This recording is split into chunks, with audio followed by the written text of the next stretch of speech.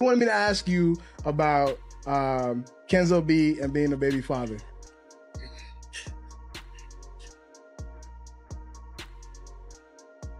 You know, when you got a hot song that's buzzing across the country, all the promoters are calling you, and you know, you just go to the club.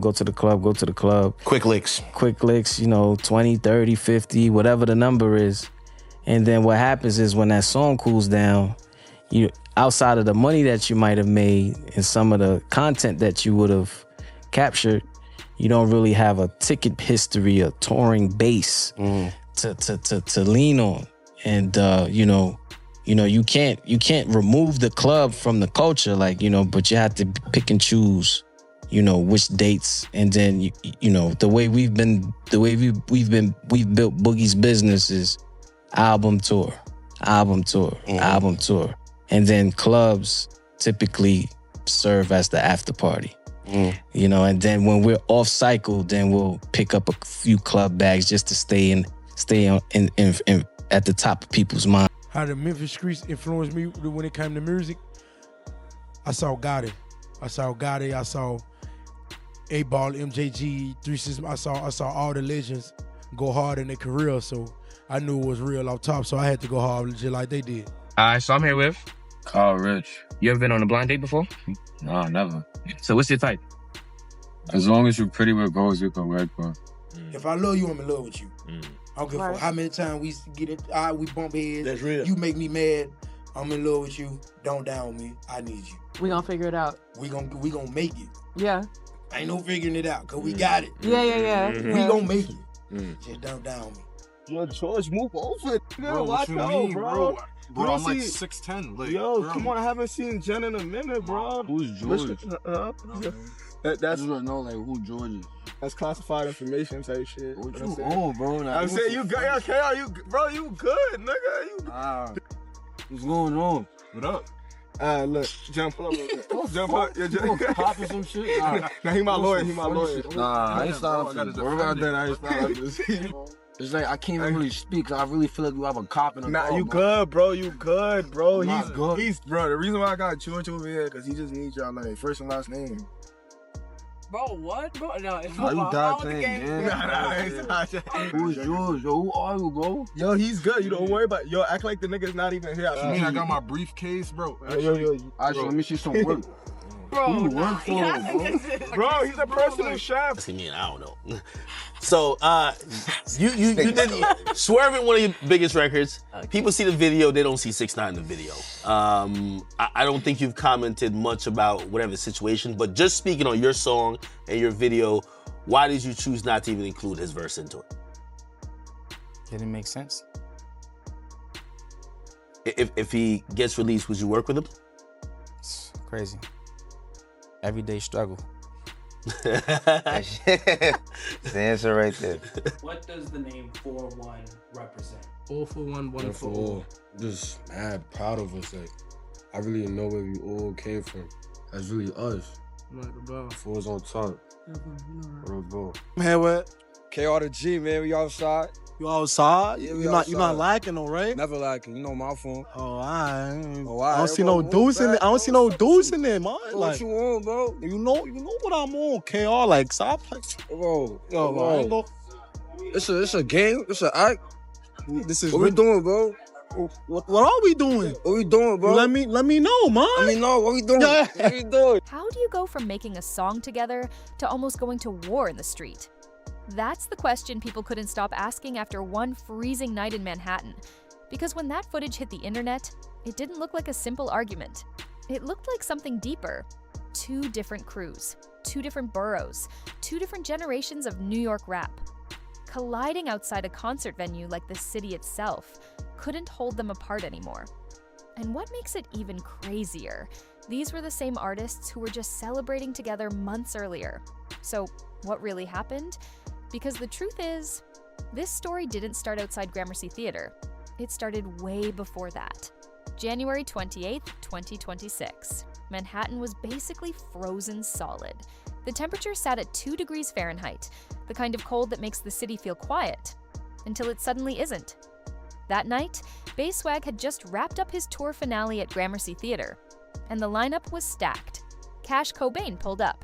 Wolf-faced Joey was there. Members of 41 showed up, and a Boogie with the hoodie himself came through. Inside, everything felt like a celebration. The New York scene in one building, one night, all energy, all love.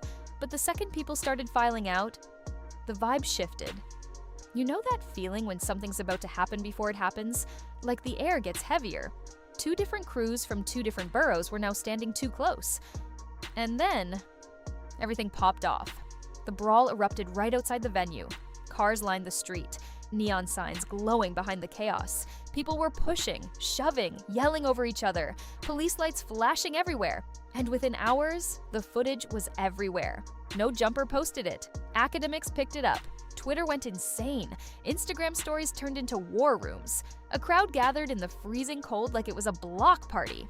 Except it wasn't. Cops formed barriers trying to keep both sides apart, and then people noticed something that made it even stranger. A Boogie wasn't throwing punches. He wasn't in the middle. He was watching, standing back, almost smiling. That image alone had the internet spiraling. No arrests, no official injuries, no statements, just silence. And silence is where rumors grow teeth. Because if this was nothing, why did it look like something? And why were these camps even clashing in the first place? To understand why people took this so seriously, you have to understand a Boogie. He isn't just some rapper caught in a random scuffle. This is one of the Bronx's biggest hitmakers of the last decade. Platinum records, Billboard success, global tours. But at the same time, his crew has always carried a certain reputation. A Boogie came up in Highbridge, a neighborhood where respect isn't optional. And over the years, there's been a pattern. London arrest, a lawsuit over mansion damage, Tokyo nightclub chaos in 2025, where witnesses said his entourage went wild. And every time, the same detail comes up. A Boogie himself stays back, while his people handle the mess. So when footage showed his camp colliding with Kyle Richh's people, fans weren't shocked. They were just asking, who was it this time? Then there's Kyle Richh, a completely different era. Born in 2003, raised in Brownsville, Brooklyn, Kyle represents the new drill generation, the TikTok era, the viral cypher era. He came up through the group 41, alongside Jen Carter and Teda, and they were credited with bringing Brooklyn drill back to life. But Kyle's rise wasn't clean. In 2022, Naughty Bop made him infamous. The backlash was brutal. Major outlets called it a new low. But controversy also made him bigger. And since then, Kyle Richh has lived inside a web of tension. Beefs with Harlem crews, Bronx rivals, shots traded in music, internet wars that never really end. So when Kyle's camp shows up somewhere, it's never just a casual night out. It's always pressure, always eyes watching. And that's why running into a Boogie's people wasn't just coincidence, it was combustible. Here's the part that messes everyone up. A Boogie and Kyle Richh weren't supposed to be enemies. They literally made a song together. June 2025. Naked, a smooth Bronx-Brooklyn link-up that fans loved. It felt like unity, a softer side of drill. No disses, no tension, no warning signs. People thought maybe New York was finally learning how to collaborate without crashing out. So how do you go from that to pushing and shoving outside a venue? That's where the mystery really starts. Because something happened between the studio and the street. Nobody has confirmed the spark. Both sides stayed quiet, but online speculation has been running non-stop. Some say it was crew politics, because even if artists are cool, their entourages don't always move the same way. Others think it ties into Lil Che tension. Rumors that Kyle Richh aligned with people who don't rock with a Boogie. And in New York, choosing a side is never small. Some believe it was something backstage, a look, a comment, a disrespect that never hit the public. And then there's the jewelry store rumor that someone got caught lacking months ago and pride never recovered. In this culture, pride is everything, and sometimes the music is the smallest part of the problem. This isn't just about one fight. This is about what New York rap has become. Viral moments turn into headlines in minutes. A shove becomes a storyline. And the scariest part? People online were already warning about bigger consequences. Because in this era, footage isn't just content, it's evidence.